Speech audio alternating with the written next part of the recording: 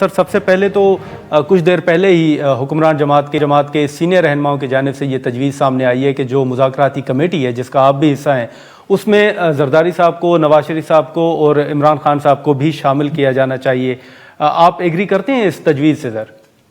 دیکھیں کسی نہ کسی پوائنٹ پہ تو ظاہر ہے کہ لیڈرشپ نے بھی ان ساری چیزوں کو اپروو کرنا ہے، تو ان کا انپٹ تو ہر وقت ہوتا ہے. فارمیٹ کیسے بناتے ہیں یہ گورنمنٹ کا سامنے آ جائے تو اس کے بعد ہی دیکھیں گے کہ کس طرح سے اس کو ہم انکلوڈ کر سکتے ہیں. نہیں لیکن سر خان صاحب تو جیل میں ہیں سر، تو پھر وہ کیسے بیٹھ سکتے ہیں؟ یا کب تک آپ سمجھتے ہیں کہ آپ لوگ کوئی حل نکال لیں گے؟ رکھ رہی ہے تو پھر دیکھنا ہوگا کہ وہ کیسے ان کو شامل کرتے ہیں. اچھا، لیکن اب مطلب ہم اس کو رول آؤٹ تو نہیں کر سکتے کہ زرداری صاحب ہوں یا نواز شریف صاحب ہوں وہ خان صاحب کے ساتھ نہیں بیٹھیں گے، جیسے ماضی میں آپ نے کہا ہے کہ ہمیشہ پیپلز پارٹی تو مذاکرات اور بات چیت پر یقین رکھتی ہے. وہ دیکھنا ہوگا نا، جیسے میں نے کہا کہ یہ تجویز آپ بتا رہے ہیں میرے سامنے نہیں آئی ہے، لیکن فارمیٹ ہو اور پھر اس میں دیکھتے ہیں کہ اگر بلاول صاحب ہوں گے یا زرداری صاحب ہوں گے یا جو بھی پارٹی فیصلہ کرتی ہے تو ریپرزنٹیشن ہو سکتی ہے. سر اب مذاکرات کے حوالے سے نوید قمر صاحب اگر آپ دیکھیں تو ایک بیٹھک ہوئی ہے اور باضابطہ اگر مذاکرات ہم کہیں تو وہ 2 جنوری سے شروع ہونے ہیں، لیکن اس سے پہلے ایک ڈیڈ لائن جو ہے وہ پی ٹی آئی کی جانب سے سامنے آئی ہے کہ 31 جنوری تک وہ دیکھیں گے. آپ سمجھتے ہیں کہ یہ ایک اچھا ایک ری ایکشن ہے ان کی طرف سے؟ کوئی اس طرح کی ڈیڈ لائن دینا، مذاکرات باضابطہ شروع ہونے سے پہلے ہی ڈیڈ لائن دینا درست سمجھتے ہیں آپ؟ میرا خیال ہے کہ شاید یہ ڈیڈ لائن بھی اتنی کوئی ہارڈ اینڈ فاسٹ نہ ہو، ڈیپینڈ کرتا ہے کہ کیا چیزیں کتنا جلدی ہو سکتی ہیں. ظاہر ہے کہ اگر ان کو یہ خدشہ ہے کہ یہ اوپن اینڈیڈ اور میننگ لیس ہوں گے تو میرا خیال ہے کہ ہم لوگ جو اندر بیٹھے ہیں ہمارا خیال ہے کہ اس کو زیادہ میننگ فل بنائیں. تو ڈیڈ لائن سے زیادہ امپورٹنٹ ہے کہ ہم کیا اچیو کر سکتے ہیں. ٹھیک ہے، لیکن نوید قمر صاحب آپ نے دیکھا ہوگا کہ ماضی میں جب پی ٹی آئی کے ساتھ مذاکرات ہوئے تھے تو آج تک حکومت یہ کہتی ہے کہ جو بھی پی ٹی آئی کی مذاکراتی کمیٹی بنتی ہے ان کے پاس مینڈیٹ نہیں ہوتا یا وہ کسی ایک بات پر ٹکتے نہیں ہیں. لیکن وہی سوال سر حکومتی جو مذاکراتی کمیٹی ہے اس کے حوالے سے بھی اٹھایا جا رہا ہے کہ جو حکومتی مذاکراتی کمیٹی وزیر اعظم صاحب نے تشکیل دی ہے اس کے پاس کتنا مینڈیٹ ہے، کتنا اختیار ہے؟ دیکھیں بات کرنے کا، چیزوں کو آگے بڑھانے کا تو ڈیفینیٹلی اختیار ہے، لیکن ہر party at the end of the day اپنی ہی لیڈرشپ سے فائنل چیزوں کا اپروول ضرور لیتی ہے، چاہے وہ خان صاحب کی پارٹی ہو یا حکومتی ایک جو کمیٹی ہے اس کو بھی کسی نہ کسی پوائنٹ پہ تو ظاہر اپروولس بھی لینے ہوں گے. تو بااختیار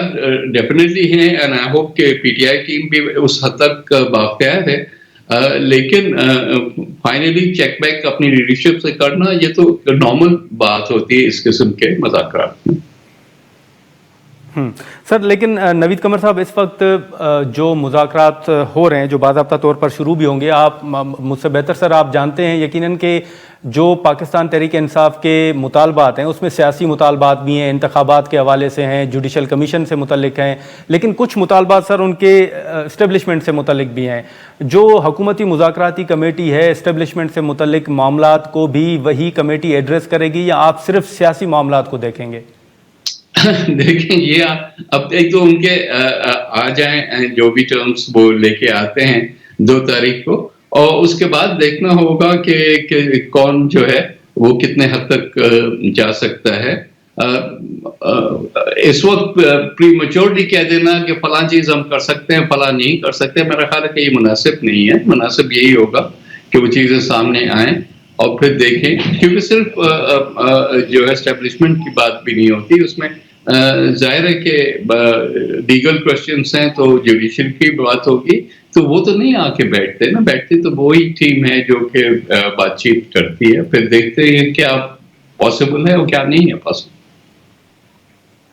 لیکن نوید قمر صاحب اب اس کمیٹی سے اگر ذرا ہم ہٹ کے بھی بات کر لیں تو بطور سینئر سیاستدان ملک میں آپ نے انتخابات کے حوالے سے دیکھا، اب پی ٹی آئی کا چلیں اسٹیبلشمنٹ سے ہٹ کے اگر بات کریں تو ایک مطالبہ ہے کہ موجودہ حکومت فارم 47 والی ہے، انتخابات میں دھاندلی ہوئی ہے، ہمیشہ کی طرح الزامات سامنے آئے ہیں. ایک مطالبہ ان کا ملک میں دوبارہ انتخابات بھی ہے. آپ سمجھتے ہیں کہ یہ مطالبہ کوئی ایسا ہے کہ اس پر بات چیت ہو سکتی ہے یا عمل ہو سکتا ہے, ملک دوبارہ انتخابات کی طرف جا سکتا ہے؟ نہیں, اتنا جلدی تو میرا خیال ہے کہ ملک کے لیے بہتر بھی نہیں ہے کہ ہم روز, کیونکہ ہر جو الیکشن آتا ہے اس پہ کسی نہ کسی کو اعتراض ضرور ہوتا ہے. پچھلے جب 2018 کے الیکشنز ہوئے تھے تو اس پہ بھی اعتراضات تھے اور سیریس اعتراضات تھے, اور وہاں اب وقت کے ساتھ تو یہ ثابت ہوا ہے کہ اسٹیبلشمنٹ کا باقاعدہ اس میں انٹرفیرنس تھا. اس سے پہلے بھی کنٹروورشل جو ہے الیکشنز ہمارے یہاں ہوئے ہیں, تو ہر جو کوشچنبل یا اپوزیشن یا جو ہارنے والی جماعت ہے وہ کوشچنس اٹھا لے تو پھر تو ہم ہر 6 مہینے کے بعد ہی الیکشنز میں جاتے رہیں گے. یہ مناسب نہیں ہے, نہ ہی وہ ایکسپیکٹ ان کو کرنا چاہیے کہ حکومت کا یہ اچھا آپ نے کہا ہے تو اب ہم گھر چلے جاتے ہیں. اس طرح سے نہیں ہوتا. دیکھتے ہیں, جیسے میں نے کہا چیزوں کو بہتر کرنا جو ہے وہ تو لازم ہے. اب وہ کس طرح سے بہتر ہوتا ہے, کتنی ریئلسٹک ڈیمانڈس ہیں. اگر نان سٹارٹر قسم کی ڈیمانڈ سامنے آئیں گی تو پھر تو آگے بھی نہیں بڑھ سکیں گے نا. تو ابھی بہت کچھ ہے نوید قمر صاحب جو کہ اچیو ہو سکتا ہے ان پوائنٹس پہ جانے سے پہلے. ٹھیک ہے, لیکن نوید قمر صاحب جب سے مذاکرات کی بات ہوئی ہے یا ایک اہم بیٹھک پہلی ہوئی ہے اس کے بعد کچھ چیزیں یہ سامنے آ رہی ہیں کہ شاید حکومت کی جانب سے خان صاحب کی بنی گالہ یا خیبر پختونخوا منتقلی کی بھی پیشکش کی گئی ہے. آپ اس کمیٹی کا حصہ بھی ہیں سر, ایسی کوئی پیشکش پی ٹی آئی کو کی گئی ہے, آپ کوئی تصدیق کریں گے؟ نہیں, ہمارے سامنے کوئی ایسی بات نہیں. یہ تو پی ٹی آئی کے جو حلقے ہیں وہاں سے ہر قسم کی بات سننے میں آتی ہے, تو وہ اس کو اس وقت سامنے رکھنا کہ جی یہ تو آپ لوگ دے چکے ہیں اب آپ اور کیا دیں گے ٹائپ آف, یہ تو کہیں بھی نہیں جائے گا نا پھر معاملہ. چلے ٹھیک. لیکن اب ہم نے دیکھا کہ سر آج بھی بلاول صاحب نے وفاقی حکومت پر تنقید کی ہے. آپ کے پہلے بھی تحفظات ہیں, وزیر اعظم صاحب نے کمیٹی تشکیل دے رکھی ہے, آپ کی بات چیت بھی ہو رہی ہے,